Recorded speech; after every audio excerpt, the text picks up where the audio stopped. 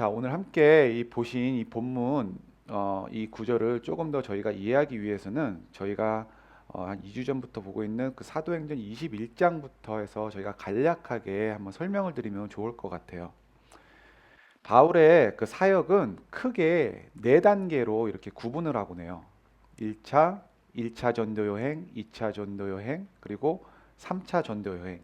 그리고 누군가는 그 4차 전도 여행이라고도 불리우는 그 바울의 사역의 마지막 단계는 죄인의 신분으로 로마에 이송되는 그 과정을 그 4차 전도 여행이다라고 이렇게 이야기를 하는데, 오늘 함께 보신 이 본문은 그 3차 전도 여행이 끝이 나고 그 4차 전도 여행이 어떻게 시작이 되고 있는지를 이렇게 보여주고 있는 장면이 오늘 본문인데, 바울은 그 3차 전도 여행의 마지막을 그 2주 전에도 피러 목사님께서도 설교를 하셨었죠. 그 가이사랴에서 그 몇 날 동안 이렇게 머물렀었어요. 3차 전도 여행의 마지막을. 근데 그곳에서 선지자 아가보라고 하는 자가 그 바울의 띠를 가지고 바울에게 이렇게 예언을 했죠. 너는 예루살렘에 가면 모진 고난을 받고 붙잡힐 것이다. 근데 바울은 이렇게 고백을 하며 예루살렘을 향했죠. 사도행전 21장 13절에서 이렇게 바울이 고백을 했었어요.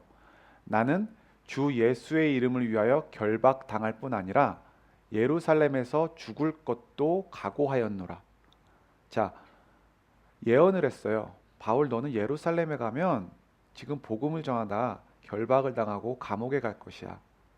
근데 바울은 나는 이런 것 상관없이 나는 죽으면 죽으리다 라는 마음을 가지고 예루살렘을 가게 됐죠.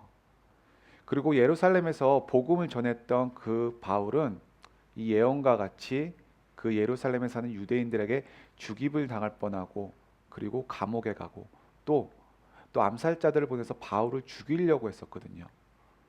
그래서 그때 이 바울의 그 예루살렘의 암살 위험을 통해 밤중에 가이사랴라고 하는 그 도시로, 그 감옥에서 감옥으로 이렇게 호송이 되었어요. 그리고 오늘 본문의 배경을 설명하는 1절에서는 이렇게 이야기를 하는데, 1절에서 이렇게 이야기를 합니다. 닷새 후에 대제사장 아나니아가 어떤 장로들과 한 변호사 더둘로와 함께 내려와서 총독 앞에서 바울을 고발하니라. 자, 바울의 그 4차 전도 여행이라고도 불리우는 로마까지 이송되는 이 과정이 시작이 바로 이렇게 시작이 돼요. 가이사랴에서 재판을 하면서 이렇게 시작이 되는데, 호송이 된 후 그 닷새 후에 이 가이사랴라고 하는 이 지방에서 이 한쪽에서는 그 유대인의 그 제사장과 장로들, 그리고 그들이 고용한 그 더둘로라고 하는 그 변호사, 그리고 한쪽에는 그 바울이 서 있으면서 이렇게 재판이 이렇게 시작되면서 4차 전도 여행을 이렇게 시작을 하고 있는데, 저는 오늘 이 본문이 포함된 그 사도행전 24장을 보면서 이런 생각을 했던 것 같아요. 아, 정말 사람들은 정말 열심히 사는구나. 최선을 다해서 사는구나. 뭐 이렇게 제가 생각했던 그 이유는, 오늘 본문을 살펴보게 되면 그 최선을 다해서 살아가는 그 그룹이 나오는데, 그 첫 번째 그룹이 그 예루살렘에서 온 대제사장과 그 장로들이었어요. 바울은 이제 예루살렘에서 그전과 같이 복음을 전할 수 없는 상황이에요. 그리고 그들이 뭐 입술로 떠들고 있는, 말하고 있는, 그들을 위협하고 있는, 그들의 종교를 무너뜨리려고 하고 있는 그 바울은 이제 그 자리에 없기 때문에 더 이상 굳이 그 가이사랴라는 곳까지, 뭐 지금 지도를 보게 되면 100km가 넘는 넘는 거리인데, 거기까지 굳이 쫓아가서 바울을 고발하고 그 바울을 죽이겠다라고 하면서 지금 최선을 다하고 있어요. 그뿐만 아니라 그들은 뭐 자신들의 그 말주변으로는 안 되니까 정말 그 거액을 들여가면서까지, 뭐 얼마인지는 모르겠지만 정말 많은 돈을 들여가면서까지 더둘로라고 하는 그 변호사를 고용하게 돼요. 그리고 재판이 시작이 되니까 이 더둘로라고 하는 이 변호사 역시 자신이 맡겨진 일에 정말 지금 최선을 다해서 변호를 하고 있는 모습을 보게 되는데, 3절을 보게 되면 이렇게 이야기를 하죠. 벨리스 각하여 우리가 당신을 힘입어 태평을 누리고 또 이 민족이 당신의 선견으로 말미암아 여러 가지로 개선된 것을 우리가 어느 모양으로나 어느 곳에서나 크게 감사하나이다라고 이렇게 이야기를 해요. 저는 이 장면을 보면서도 참 대단한 그 더둘로라고 하는 사람이 대단하다. 아니면 그 변호사라는 직업도 대단하다라고 생각했던 이유가 역사적으로 보면 그 벨리스라고 하는 사람은 이러한 평가를 받을 수 있는 사람이 아니거든요. 흔한 말로 잔인하고 부패한 총덕이었음에도 불구하고 이 더둘로라고 하는 사람은 그 변호에서 이기기 위해서 먼저 이 결정권을 가지고 있는 이 사람에게 당신을 때문에 우리는 태평을 누리고 있습니다. 그리고 모든 것이 개선됐습니다. 저희들은 당신에게 너무 감사합니다라고 이야기를 하고 있죠. 이뿐만 아니라 바울을 향해서 모함을 쏟아내기도 하는데 본문 5절에서도 이렇게 이야기를 해요. 우리가 보니 이 사람은 전염병 같은 자라 천하에 흩어진 유대인을 다 소요하게 하는 자요 나사렛 이단의 우두머리라. 자, 이 말은 바울이 지금 전염병 같은 자이기 때문에 이 유대인들을 다 소요하게 한대요. 그리고 나사렛 이단의 우두머리라 이렇게 이야기하고 있는데 이 말도 어떻게 보면 자신이 지금 변호에서 이기기 위해서 어느 정도 사실에 입각해서 자신에게 유리한 말들을 지금 최선을 다해서 지금 이야기를 하고 있는 거죠. 자, 여러분, 이 대제사장들과 이 유대 지도자들은 왜 이렇게까지 최선을 다해서 이렇게 살아갈까요? 그들이 분명히 목적이 있기 때문에 최선을 다하는 것 같아요. 그들이 최선을 다하는 분명한 목적, 그 이유. 입술로 이야기하는 그 목적은 하나님의 율법을 지키고 유대 사회의 정교를 유지하기 위해서라고 지금 대장로와 그 대제사장은 이야기를 하고 있고, 변호인은 나에게 맡겨진 일이기에 내 일은 이 변호에서 이기는 일이기 때문에 지금 최선을 다해서 이야기하고 있는 것 같아요. 그리고 그 대제사장과 장로들도 표면적으로 하고 있는 이 이야기보다는 분명 그 안에는 무언가는 있겠지만, 하지만 저는 그 목적에 대해서는 목적이 무엇이었는지에 대해서는 이 시간 이야기하고 싶지는 않아요. 하지만 확실한 것은 그들에게는 분명한 목적이 있고요. 그리고 그들이 원하고 이루고자 그리고 성취하고자 하는 분명한 목적이 있기 때문에 그들은 최선을 다해서 지금 살아가고 있습니다. 자, 저는 여러분들에게 한번 질문을 드리고 싶어요. 여러분들은 요즘 가장 최선을 다해서 하는 일이 무엇인가요? 아니면 가장 많은 고민을 하고 있거나 아니면 생각을 하거나 아니면 가장 많은 시간을 보내고 있는 것이 여러분들은 무엇인가요? 뭐 어떤 이들은 뭐 이렇게 이야기도 하는 것 같아요. 뭐 나는 뭐 그렇게 욕심이 없습니다라고 이야기하는 사람도 있을 수 있는데 그것도 어떻게 보면 나는 이 정도까지만 유지하면서 살고 싶습니다라고 하는 그들만의 최선의 목적과 이유일 수도 있거든요. 근데 오늘 본문을 보게 되면 이 대장로, 제사장 그리고 아니면 그 더둘로라고 한 사람 이외에 최선을 다해 살아가는 인물이 등장을 하는데 그 인물이 바로 바울입니다. 조금 전 나눈 것처럼 그 최선을 다해 살아가는 그 인물들을 간단히 나누었었죠. 그들이 살아가는 그 이유는 분명한 목적과 자신의 맡겨진 일에 최선을 다해서 살아가기 위해서. 근데 오늘 본문을 살펴보면 바울은 그 자신이 그 최선을 다해서 살아가는 그 이유에 대해서 조금 다르게 이야기를 해요. 자신이 이렇게까지 정말로 최선을 다해서 살아가는 이유는 나는 이러한 이유입니다. 라고 하는 그 이유와 목적에 대해서 오늘 성경에서는 이렇게 이야기를 하는데 이 함께 보신 그 본문이에요. 이 본문은 저희 다 함께 다시 한번 합독했으면 좋겠어요. 그들이 기다리는 바 하나님께 향한 소망을 나도 가졌으니 곧 의인과 악인의 부활이 있으리라 함이니이다. 이것으로 말미암아 나도 하나님과 사람에 대하여 항상 양심에 거리낌이 없기를 힘쓰나이다. 자, 바울은 뭐 이만하면 됐다, 이 정도면 충분하다라고 이야기하지 않고 하나님의 뜻에 따라 최선을 다해 그 살아가는 그 원동력이 하나님께 소망이 있기 때문이라고 해요. 하나님께 향한 소망을 나도 가졌으니. 그 소망이 어떤 소망이냐면 지금 의인과 악인의 부활이 있기 때문이다. 의인과 악인이 부활하기 때문이다. 그렇기 때문에 나는 항상 언제나 양심의 거리낌이 없기를 힘쓰나이다. 여러분은 뭐 기억하실지 모르겠지만 제가 올 초 터키를 다녀오면서 그때 설교를 했을 때도 함께 읽었던 구절이 있는데 바울이 선교 여행 중에 뭐 이러한 일들을 겪었을 겁니다라고 하면서 함께 나누었던 그 구절이 있었어요. 좀 긴 구절이기 때문에 함께 이 부분은 좀 교독했으면 좋겠는데 고린도후서 11장 23절에서 27절에서는 이렇게 이야기를 해요. 제가 먼저 읽겠습니다.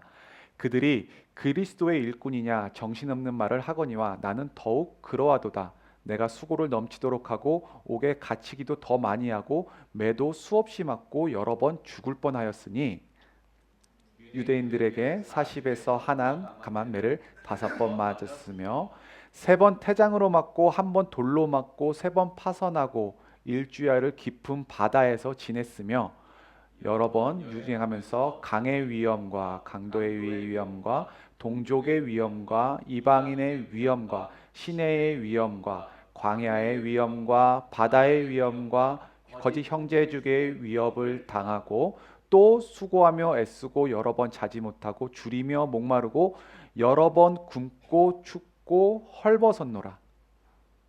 자, 이 고백은 바울이 자신이 1차, 2차, 3차 그리고 지금 벌어지고 있는 이 재판 그리고 로마로 호송되는 이 과정 모든 과정 가운데 자신이 겪었던 일들에 대해서 고백하고 있는 것들이었죠.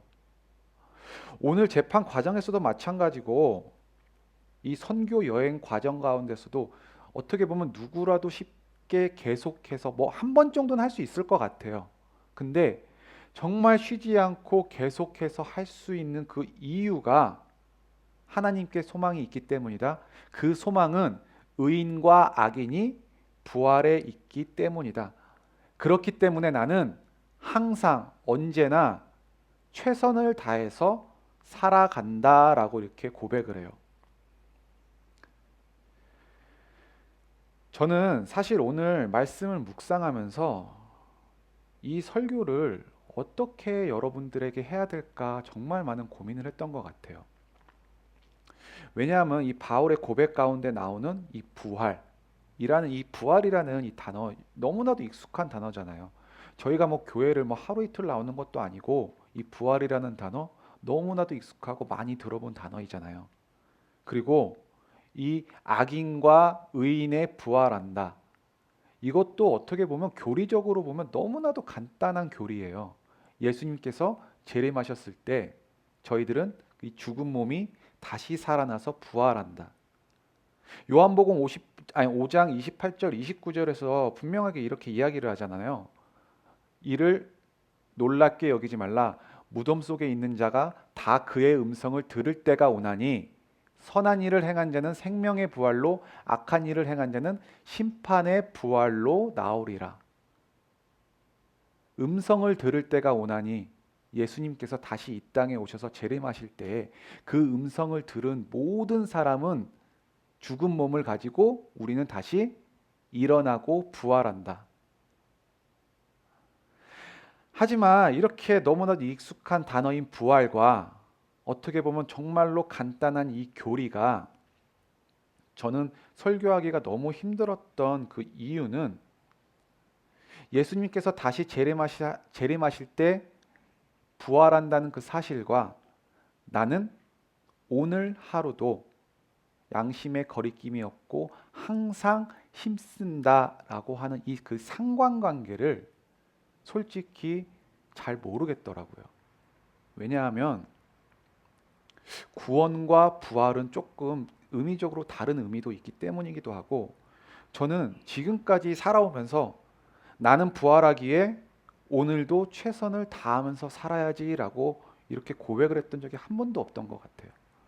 우리가 저희 오늘 찬양 중에서도 뭐 저희가 주님을 바라볼 때, 그리고 주님과 함께 하실 때, 뭐 이런 말들을 들으면 저희가 어떻게 보면 뭔가 힘을 얻기도 하고 최선을 다해서 살아갈 수 있는 뭔가 힘의 원동력은 생기는데, 내가 부활하기에, 예수님께서 재림하실 때 나는 부활하기에 내가 오늘 하루도 최선을 다해서 살아갈 수 있는 그 원동력이 된다. 여러분들은 어떠세요? 부활하면 나는 부활할 것이기 때문에 나는 오늘 하루도 정말 최선을 다해서 살아가야지. 이러한 고백을 해본 적 있으신가요? 정말 이 말이 잘 이해가 안 가신다면 다시 한번 외쳐봤으면 좋겠어요. 근데 다시 한번 외쳐보기 전에 정말로 다시 한번 확인해야 될 것은, 여러분은 하나님의 자녀이고 구원을 받은 거 확실하시죠? 아멘. 자, 그러면 저희가 한번 이렇게 외쳐볼게요. 나는 나는 예수님께서 재림하실 때에 나는 예수님께서 재림하실 때 부활합니다. 부활합니다. 아멘. 아멘. 자, 이제 여러분은 바울과 같이 옥에 갇히더라도, 어떠한 위험이 있더라도 오늘 하루 내가 살아갈 수 있는 그 힘이 생겼고 최선을 다해서 살아갈 수 있는 원동력이 매일매일 삶 속에 넘쳐나시죠? 이제 목사님은 더 이상 설교를 들을 필요가 없으세요. 근데 저는 이게 좀 잘 안 되더라고요. 솔직히 내가 다시 부활하기 때문에 오늘 하루 최선을 다해서 살아갈 수 있다, 나는 힘이 난다. 솔직히 제가 요즘에 뭐 여러 가지로 좀 이렇게 힘든 일들이 좀 많았어요. 그래서 이 설교를 준비하면서 한번 저 스스로도 한번 외쳐봤거든요. 나는 부활합니다. 그렇기에 오늘 하루 최선을 다해서 살아갈 수 있습니다. 근데 부활한다, 부활한다, 부활한다 속으로 그렇게 외쳐봤지만 이렇게 뭔가 이렇게 힘이 나지 않고 뭔가 감동이 없는 것 같더라고요. 교회를 오래 다닌 성도님들에게 아마 기독교의 핵심이 무엇입니까? 라고 이렇게 물으면 여러분들은 뭐라고 대답할 것 같으세요? 기독교의 핵심은 무엇입니까? 제가 1부 때는 한별이한테만 물어봤는데 2부 때는 제가 누구한테 한번 물어보면 좋을까요? 우리 진욱이는 기독교의 핵심이 뭐라고 생각하십니까? 사랑이요? 뭐 사랑도 맞고요. 제가 원하고자 한 답은 아니었는데, 대부분은 기독교의 핵심은 예수님의 십자가입니다 라고 이야기하는 것 같아요. 예수님의 십자가. 저 역시 오랫동안 그렇게 뭐 믿고 있었던 것 같고 알고 있었던 것 같아요. 뭐 예수님의 십자가 하면 뭐 우리의 죄, 이 땅에 오신 예수님, 그리고 십자가의 길을 분명하게 아셨지만 예루살렘에 입성하시고 우리의 죄를 대속하기 위해 십자가에 처형을 당하시고, 하나님이 세상을 이처럼 사랑하사 독생자를 주셨으니 이는 저를 믿는 자마다 멸망치 아니하고 영생을 얻게 하려 하심이니라 라고 하는 고백과 같이 저희들은 믿음으로 하나님의 자녀가 되는 특권을 주셨다. 예수님의 그 십자가, 예수님이 걸어갔던 그 십자가의 그 길만 생각해도 저희는 뭔가 이렇게 가슴이 뭉클하잖아요. 뭔가 감동이 있고. 근데 오늘 성경에서 분명하게 이야기하고 있는 것은, 바울이 이토록 나는 죽으면 죽으리다 라고 하는 이러한 고백을 가지고 열심을 내며 살아갔던 그 이유가, 지난주 설교 중에서도 이충원 목사님이 강조하신 것처럼 예수님의 십자가의 복음도 분명하게 있지만 그 예수님의 부활, 그리고 의인과 악인의 부활 역시 저희들의 삶에 원동력을 준다라고 오늘은 바울은 고백하고 있어요. 사실 저희가 그 예수님의 부활도 너무나도 익숙한 주제이고, 하지만 오늘 설교의 제목과 같이 부활, 그리고 오늘의 삶, 이 상관관계에 대해서는 많이 부족하고 잘 모르는 것도 사실인 것 같아요. 그런데 성경을 살펴보면 예수님의 제자들 역시 예수님의 부활을 경험하고 난 그 전과 후가 너무나도 다름을 분명하게 알게 되죠. 사실 예수님께서 십자가에 달려 돌아가셨을 때 제자들은 어떤 행동을 했었냐면은 마태복음 26장 56절을 보면 이렇게 이야기를 하죠. 이에 제자들이 다 예수를 버리고 도망하니라. 제자들은 3년 동안 지금 예수님과 함께 있었잖아요. 그리고 모든 기적을 보고 예수님의 가르침을 듣고. 근데 예수님이 지금 십자가의 길을 가기 위해 군사들에게 끌려갔을 때 제자들은 모두 도망했다라고 이야기를 해요. 그리고 예수님의 그 수제자인 베드로 역시 예수님을 쫓아 대제사장의 집 뜰까지 갔지만 마태복음 26장 57절 너무나도 이 유명한 구절을 보면 이렇게 이야기를 하죠. 이에 베드로가 예수의 말씀에 닭 울기 전에 내가 3번 나를 부인하리라 하심이 생각나서 밖에 나가서 심히 통곡하니라. 예수님께서는 예언하셨죠. 베드로 너는 나를 3번 부인할 것이다. 그리고 베드로는 그 3번 부인했다라고 하는 그 생각에 심히 통곡하고 울며 괴로워하고 힘들어했지만 내가 너를 사람을 낚는 어부가 되게 하리라 라고 하는 이 말씀은 잊은 채 다시 생업으로 돌아갔습니다. 그리고 베드로뿐만 아니라 제자들 모두 생업으로 돌아가서 이제는 예수님과는 상관없는 삶을 살아가고 있었죠. 그랬던 이유는 아마 그들의 눈에는 그 죽음이 끝처럼 보였기 때문일 수도 있고요. 아니면 예수님이 더 이상 이 땅에 없기 때문일 수도 있어요. 하지만 예수님께서는 부활하셨고요. 그 부활 이후 확실한 것은 그 두려움에 떨던 제자들이 완전히 달라졌다는 것이에요. 그리고 그 숨어 살던 그 제자들은 사람들 앞에 당당히 나아가 복음을 전하기 시작했고 목숨 걸고 예수님을 증거하기 시작했습니다. 그 부활 이후의 삶을 이야기하고 있는 것이 저희들이 지금 1월부터 계속해서 나누고 있는 사도행전의 이야기거든요. 도대체 무엇이 그들을 바꾸게 했을까요? 로마서 6장 8절과 9절에서는 이렇게 이야기를 해요. 만일 우리가 그리스도와 함께 죽었으면 또한 그와 함께 살 줄을 믿노니 이는 그리스도께서 죽은 자 가운데서 살아나셨음에 다시 죽지 아니하시고 사망이 다시 그를 주장하지 못할 줄을 알미로다. 바울은 분명하게 이렇게 고백을 하고 있습니다. 우리는 죽음으로 끝나는 존재가 아니다. 우리는 부활의 사람이다. 예수님과 함께 다시 살아날 존재이다. 그래서 저희가 갖고 있는 이 부활 신앙은 단순히 죽어서 천국 간다 라고 하는 그런 이렇게 단순한 교리가 아니에요. 부활 신앙은 오늘의 삶을 최선을 다해서 살아가게 할 수 있는 그 원동력이 되는 것이 부활 신앙이거든요. 제가 올 초에 터키를 방문했을 때 동굴교회 그 지하교회를 방문한 적이 있었어요. 근데 그 지하교회를 이렇게 방문해 보니까 어떻게 보면 사람이 이렇게 서서 들어갈 수도 없고 이렇게 고개를 이 정도까지 막 숙이고 그 밑을 이렇게 막 들어가야만 되거든요. 근데 그곳을 들어갔더니 그곳에는 예배 장소도 있고 그리고 침례탕도 있고 그리고 사람들을 교육하기 위한 교육 장소도 있고 저기 보이는 저 그림이 침례탕이거든요.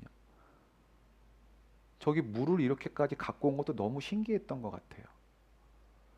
근데 이렇게 좁고 어두운 공간 그리고 햇빛조차 잘 들어오지 않는 곳에서 이 믿음을 지켰던 그 믿음의 선조들을 생각하니까 어떻게 보면 좀 큰 감동, 그 자리에만 있어도 뭔가 이렇게 감동이 있어요. 근데 가이드분이 또 이런 이야기도 해주셨는데 어떤 이야기를 하셨었냐면 이 동굴교회 그리고 이 지하교회가 처음부터 이렇게까지 커지지는 않았다라고 이야기를 해요. 이렇게 커졌던 이유는 처음에 핍박을 피해서 믿음을 지키기 위해 이곳에서 믿음을 지킨 이들도 있었지만 후에 기독교가 로마의 정식 종교로 채택이 된 후에 기독교의 인구는 폭발적으로 늘어났지만 어떻게 보면 세상과 약간 좀 혼합되어지는 그 모습을 바라보면서 어떤 이들은 이것은 더 이상 기독교가 아니야. 이것은 더 이상 믿음이 아니야. 이곳에서 나는 믿음을 지킬 수 없어라고 이야기를 하면서 사람들이 더욱더 이곳으로 모이면서 세상과 동떨어져서 이곳에서 모이면서 그 교회가 점점 커졌다라고 하더라고요. 혹시 사진 준비됐나요? 하면서 뭐잘 보이진 않지만 이 곳 전체가 다 이제는 동굴교회가 되고 지하로 들어가게 되고 이 사람들이 이곳에서 모여서 이제 살게 되고 한 마을을 정말 큰 도시가 됐다라고 이렇게 이야기를 하더라고요. 근데 저는 그곳에서 뭐 이런 생각을 했던 것 같아요. 신앙은 세상과 완전히 단절돼서 숨어서 사는 것만이 목적은 아니구나. 물론 핍박의 시대에는 저희가 숨어서 이렇게 믿음을 지킬 수밖에 없는 그런 상황들이 벌어지기도 하는 것 같아요. 하지만 하나님께서 저희들에게 원하시는 그 궁극적인 모습은 세상을 떠나서 너희들끼리 믿음을 지키려고 하는 너희들끼리만 모여서 함께 예배드리고 믿음을 지키는 것이 전부가 아니라 세상 속에서 빛으로 살아가라 라고 분명하게 저희들에게 이야기를 하셨거든요. 예수님께서도 승천하시기 전에 하나님께 기도를 드리면서 이 땅에 남아있는 이 제자들을 제가 데려갈 수 있도록 해 주십시오 라고 이렇게 기도하지 않으셨어요. 이들을 세상 가운데 보내달라고 기도를 하셨거든요. 저희가 분명하게 알고 있는 것은 저희들은 믿음으로 구원받았기에 그리고 저희는 우리가 죽고 나서는 예수님께 재림하실 때 저희들은 다시 부활할 것입니다. 저희들의 이 부활 신앙은 어떻게 보면 현실 도피가 아니에요. 어떻게 보면 현실을 가장 진지하게 살아가는 힘을 주는 것이 부활 신앙입니다. 왜냐하면 부활을 믿는 사람은 오늘 하루를 헛되이 보낼 수 없기 때문입니다. 어떤 사람은 신앙이 좋다고 하면서 현실의 책임을 외면하는 사람들도 있는 것 같아요. 나는 영적인 사람이다. 세상 것은 중요하지 않다. 내가 무슨 부귀영화를 누리겠다고 그렇게까지 살아가고 열심히 살아가야 되나? 이 말들은 어떻게 들으면 굉장히 욕심 없고 얼마나 참 잘하는 것처럼 보이기도 하고 영적으로 들릴 수도 있지만 하지만 그 말이 100% 맞는 말은 아니에요. 또 어떤 이들은 뭐 이렇게 이야기도 하고 있는 것 같아요. 뭐 이 정도면 됐지 않나? 나는 예배는 드리잖아. 나는 기도는 하잖아. 뭐 이렇게 안주하기만 하는 삶도 분명히 있는 것 같아요. 하지만 저는 오늘 이 본문을 묵상하면서 이 바울의 고백을 묵상하면서 그리고 바울의 삶을 다시 한번 묵상하면서 제 마음 가운데 이런 마음이 들었던 것 같아요. 여기 있는 저와 여러분의 삶이 저는 정말로 힘들었으면 좋겠어요. 마태복음 7장 13절과 14절에서는 예수님께서 분명하게 이렇게 이야기를 하시죠. 좁은 문으로 들어가라. 멸망으로 인도하는 문은 크고 그 길이 넓어 그리로 들어가는 자가 많고 생명으로 인도하는 문은 좁고 길이 협착하여 찾는 자가 적음이라. 예수님은 우리를 보고 평탄한 길이 아니라 좁고 그 협착한 길로 초청을 하셨어요. 하나님의 뜻대로 살기 위해 손해를 보고 복음을 전하기 위해 내 시간과 에너지를 쏟고 세상의 유혹을 거절하느라 영적인 몸부림을 치고 그리고 나는 신앙을 지키겠다라고 하면서 사람들한테 때로는 손가락질도 당하고 저는 이것을 좀 거룩한 힘듦이라고 부르고 싶어요.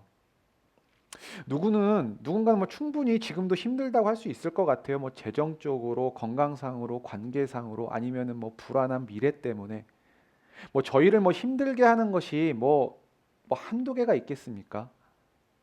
그리고 해야 할 일들이 너무나도 많음도 분명하게 알고 있죠. 그렇다고 해서 내 눈앞에 있는 이 모든 문제들을 책임감 없이 모두 다 내팽개치고 모두 포기하고 이 거룩함 힘듦만 찾아가라 라고 하는 이야기는 아니에요. 저는 분명한 우선순위가 있다라고 여러분들에게 이야기하고 싶어요. 우선순위가 있다.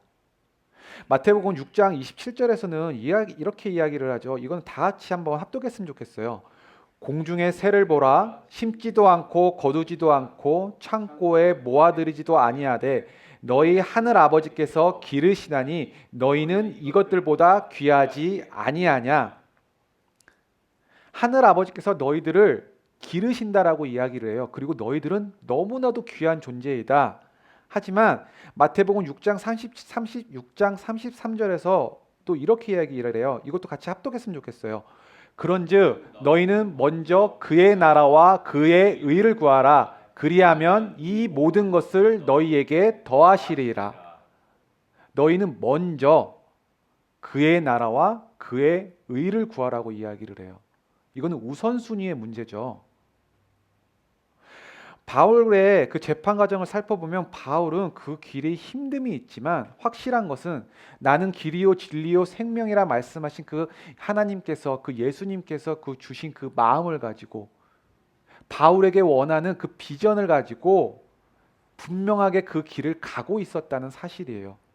그리고 무엇보다 바울은 먼저 그의 나라와 의를 구하며 순종하며 살아갔다는 사실입니다. 그렇기 때문에 저희는 삶 가운데 이런 질문을 해야 될 것 같아요. 지금 나의 삶 속에 벌어지고 있는 이 힘듦은 아니면 이 나의 원함은 대제사장과 장로들과 같이 나의 원함일까? 나의 원함이 이루어지지 않아서 힘이 든 걸까? 아니면 바울과 같이 하나님의 뜻을 따라 살아가다 보니 오게 되는 힘듦일까? 나는 지금 무엇이 나의 삶 속에 가장 우선순위를 두고 있는 걸까? 그리고 나는 예수님께서 이 땅에 다시 오실 때에 나는 이 부활한다는 이 사실이 나에게 오늘 하루 최선을 다해 살아갈 수 있는 힘은 주고 있는 것일까? 사도 바울은 로마서 8장 18절을 통해서 이렇게 이야기를 합니다. 생각한 건데 현재의 고난은 장차 우리에게 나타날 영광과 비교할 수 없도다. 현재의 고난은 장차 우리에게 나타날 영광과 비교할 수 없다. 바울이 이야기하고 있는 이 고난은 세상 사람들이 겪는 모든 사람이 겪는 그러한 고난이 아니에요.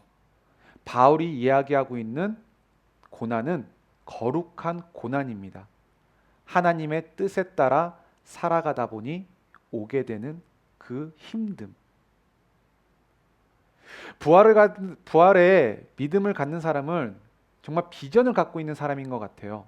왜냐하면 끝이 보이기 때문입니다. 세상 사람들은 눈앞의 결과만 바라보지만 믿음의 사람은 하나님이 이루실 그 미래와 그리고 이 현재 나가 갖고 있는 그 고난과는 비교할 수 없는 영광을 바라보는 것이 부활의 신앙을 가진 사람들의 믿음이에요.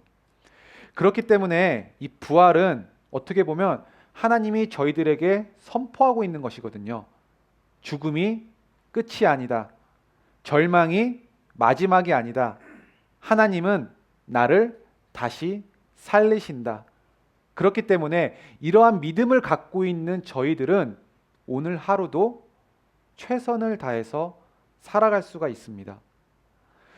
저는 뉴라이프 뉴비전 교회가 그리고 여기 있는 저와 여러분의 삶 속에 이 바울과 같은 이 거룩한 힘듦이 정말로 많이 넘쳐났으면 좋겠어요.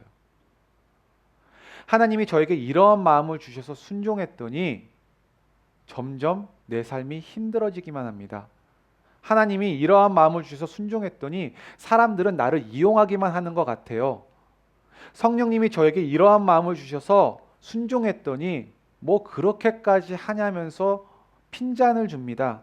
아니면 순종하면 할수록 힘이 들어서 내 마음이, 내 몸이 나는 더 이상 순종하고 싶지 않습니다. 라는 고백이 넘쳐났으면 좋겠어요. 바라기는 여기 있는 저와 여러분의 삶 속에서 이러한 고백을 다시 한번 저희들이 매일매일 했으면 좋겠습니다. 이건 다 같이 한번 했으면 좋겠어요. 나는 부활을 믿는 사람답게 살겠습니다. 나는 부활을 믿는 사람답게 살겠습니다. 나는 오늘을 포기하지 않겠습니다. 나는 오늘을 포기하지 않겠습니다. 나는 하나님이 주신 비전을 붙들고 살겠습니다. 나는 하나님이 주신 비전을 붙들고 살겠습니다.